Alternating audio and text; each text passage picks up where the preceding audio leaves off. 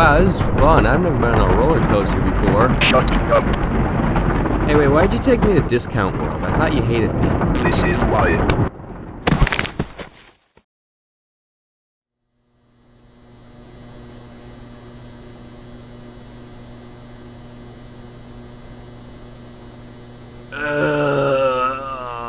Where am I? Oh, great. I'm gonna have to go back to doing furry femboy photo shoots to pay this off.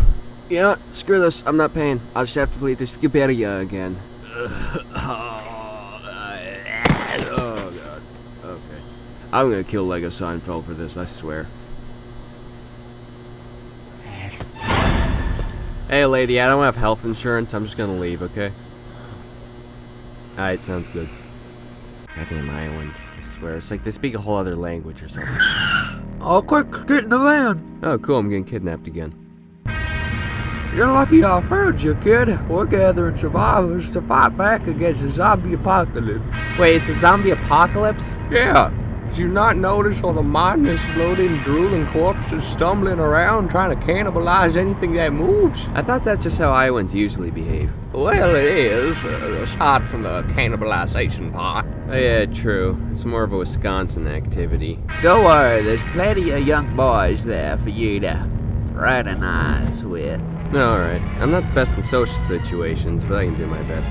How old are they? I'm 19, so it might be a bit awkward if they're younger. Say that again? I'm 19. Get out! What? I said you're too ripe, now get out!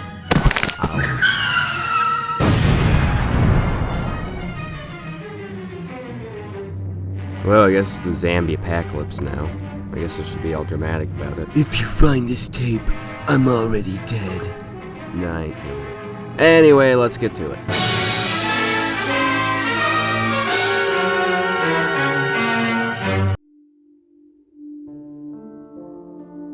So, you want to learn how to play Project Zomboid good, huh? Well, I'm here to tell you how to do just that. Now, the best piece of advice I can give to any of you just starting out is...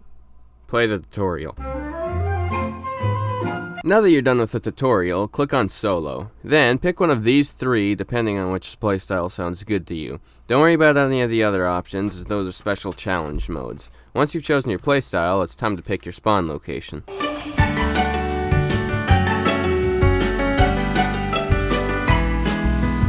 Welcome back to houses you'll never be able to afford. Now, each of these locations vary in scenery and challenge. Muldraugh is probably the most diverse town to start with. It's a mix of the low-income neighborhood all of us know and love, chock full of trailer homes and houses that would probably look like this in real life, while also having a small enclave of upper-class homes and a line of commercial buildings running along the highway.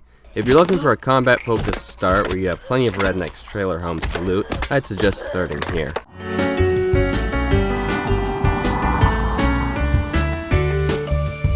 Riverside's like that one town nearby that you drive to because there's literally nothing to do in your own town. On the southeast end of town, we have a beautiful upper-class gated community of people that used to launder money before the zombie apocalypse made their fancy houses fair game.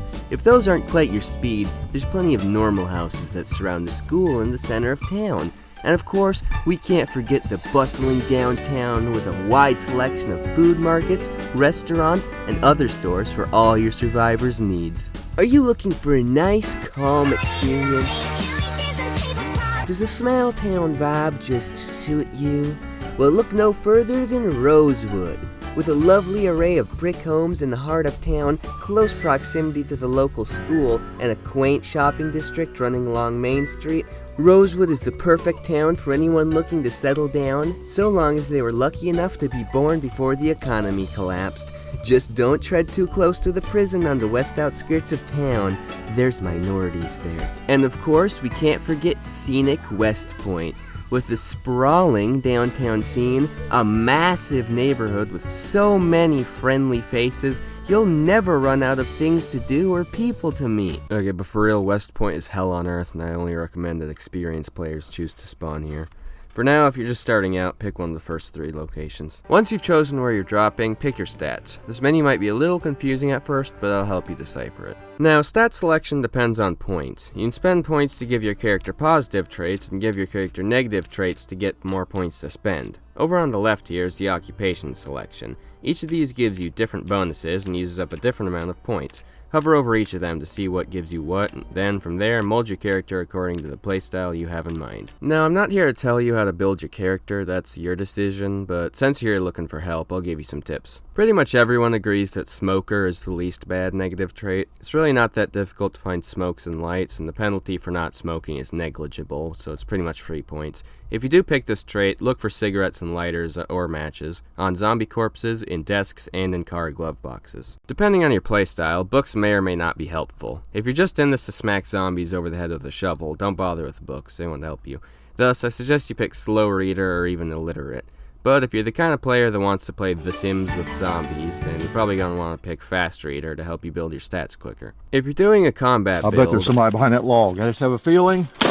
I wouldn't be too concerned about zombies noticing you, as that's kind of what your whole build is about anyway. So you might want to pick clumsy and conspicuous for some extra points. Hearty appetite is a good way to get some extra points, especially in the early stages of the game when most of the food you'll find in grocery stores is still fresh. But once food starts to rot, I'd suggest picking something else to save food. Now that you've got your deaf, illiterate, underweight smoker build made, it's time to create your actual character. Make your character, then save that character, because they're gonna die because janky animation's bugged out and that caused your character to get bit once. So save them so you can play as them over and over again after every time you die. I'm not going to tell you who to play as. It can be anything from Caillou to Whoopi Goldberg to every single generic, edgy, white hair anime protagonist ever. Me personally, I only play as one character. My name is... What? My name is... My name is... Obama. First, let's get looting. Your inventory and the inventory of the nearest container, which can be anything from a cupboard, a trash can, a dead zombie, or just whatever's on the floor, is at the top of your screen. If your inventory gets stuck open, you must have accidentally clicked on the pin button here. Click on it again to undo that. If your inventory is gone, press the I key to bring it back. Now that you've gotten your inventory figured out, you need to get a weapon. To find one, look in containers. If you can't find any weapons and zombies are quickly approaching, go with the age-old strategy of spamming the spacebar until the zombies fall to the ground, then stand on them so they can't get up, then make sure your foot is aligned properly with their skull and stomp it into the ground. You can even kill multiple zombies at once this way, as you can stand on multiple at the same time and keep them down by stomping them back down if they try to get up. Quick thing, you may have noticed the time popped up in the top right corner of my screen when it wasn't there previously. That's because I put a watch on my character. There are a couple of different watches you can find on dead zombies. The regular style watches will tell you the time, but the digital watches will also tell you the date and temperature. Anyway, now that the area is cleared, locate an acceptable place for a home base and clear house. Keep an eye out for houses that have boarded windows. These are survivor houses and have weapons and great loot inside. If you can't find the entrances, find a hammer or a crowbar in an industrial area like a garage, construction site, or hardware store. Upon finding your tool of preference, right-click on the window with the least boards and dismantle the boards on the window.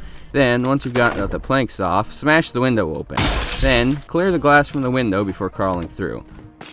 Once the premises is safe, start setting up your base and amassing supplies. Get as much garbage as possible. Grab useful items like can openers, lighters, matches, medical supplies, tape, and maps. Especially watch out for annotated maps that have notes on where you can find extra loot. Ignore useless things like staplers, notebooks, and child support payments. While the water is still on, grab empty cups, bottles, pots, bowls, teapots, jugs, and whatever else counts as a container. Once at home, fill them up with water and place them on the floor or on a counter so they don't use up space in a cabinet. Water doesn't expire, so you don't need to worry about it going stale. Until the water gets shut off because the zombies and you don't pay the utility bill, make sure to drink from the sink. When it runs out, then you can drink from the pile of bottles and jugs on the floor. By the way, when looting, don't forget to search the freezers of refrigerators. They count as different containers, so don't overlook them on accident. Now, hauling 7 metric tons worth of cans, weapons, empty bowls, and other junk to your shelter isn't light work. So, to lighten the load, use bags to haul more junk. Putting a weapon like a pipe on your back reduces its weight and makes it so you aren't as over-encumbered. To maximize the amount of junk you can carry, wear a backpack, put items on your back and belt, and hold a bag in your hands to lighten the objects you can carry as much as possible. But if that doesn't sound ideal, I suggest you get a better pack mule than just little ol' you. That's right, I'm talking about stealing your stupid neighbor's 2018 Toyota Highlander.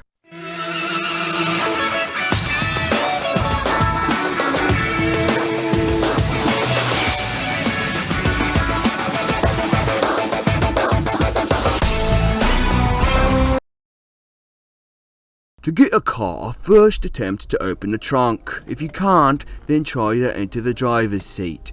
If you can't do that either, look around the car for keys laying on the ground. They're hard to spot, but visible enough if you're keeping an eye out. Plus, keeping the What's on the Ground tab open can make harder to spot items pop up there. If all that fails, smash the driver's side door and pray there's no alarm. If all is quiet, unlock and enter the car, then check the glove box. If there's nothing but a few paper clips, rubber band, and an eraser in there, click this button to unlock the trunk. After that is done, go back out to the trunk and open it. If there's still no keys, rinse and repeat to the next car you find. If you do find the keys, step back into the driver's seat and turn the key in the ignition. Yeah, that checks out. No, don't get mad. Nothing good can come from beating up the car. It doesn't have feelings and therefore is not a target for you to take out your righteous anger on. Instead, go back and grab that gas can you found in that worthless car's trunk and then siphon any gas that may or may not be left in the tank.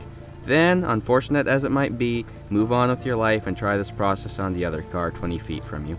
If you do manage to get a working car, once inside, press the V key to pop up this radial menu. It gives you plenty of different things to do, such as fiddling with the radio, turning on the heater, switching seats, sleeping in the car, and a couple of other helpful things. I wish I knew how to do this earlier, since I've lost multiple survivors because I didn't know you could sleep in cars. Once you've got a functioning car, an army's worth of weapons, and enough supplies packed away into your home to last until 3097, it's time to,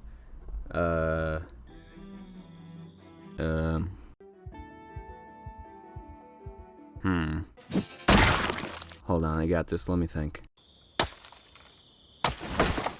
Okay, it's time for some action.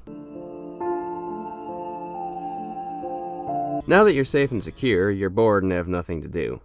No, don't shut the game down. No, don't pop up incognito mode. Don't you dare finish that URL. Instead, it's time to do the one thing there is to do in this game.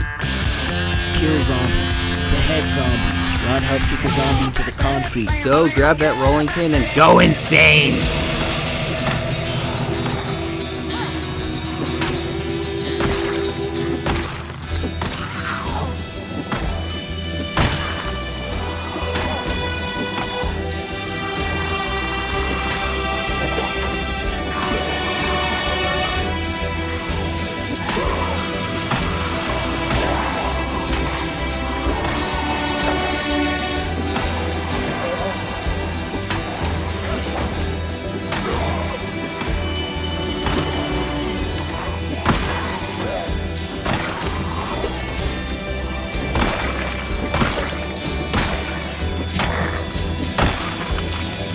Enjoying yourself? Having fun rolling zombies?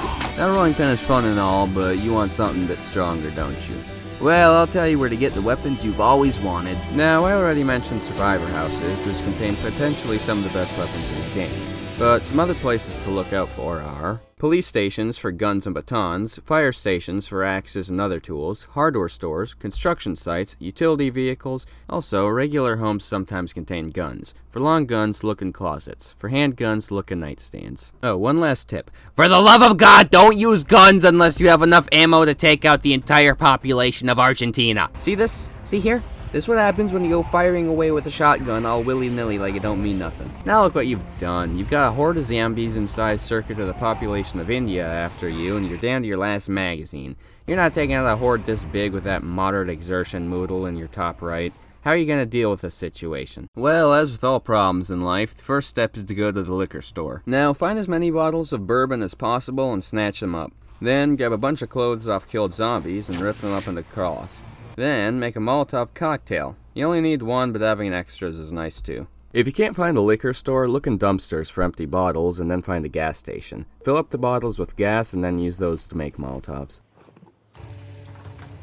Equip a Molotov in your primary slot and that lighter in your inventory from the smoker trait in your secondary slot.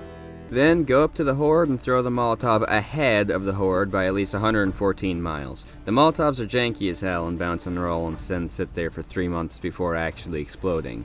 Then, once the zombies start burning, light up a cig and just keep your distance from the inferno.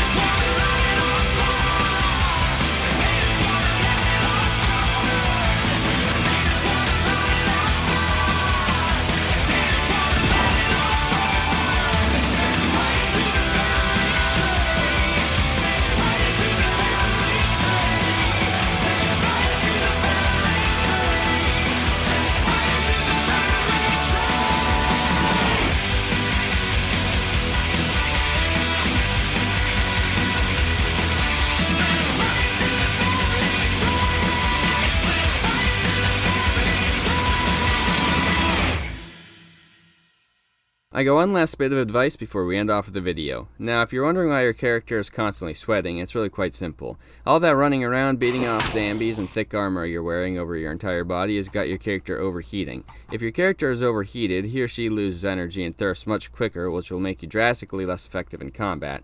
So make sure to consider how you go about combat. Do you want to wear less armor and have a higher risk of a bite, or have more armor and become overexerted faster? And with that, I leave you to actually go play the game. Have fun killing zombies, dying to the movement being janky, and then killing your old survivors so you can do it all over again. Enjoy!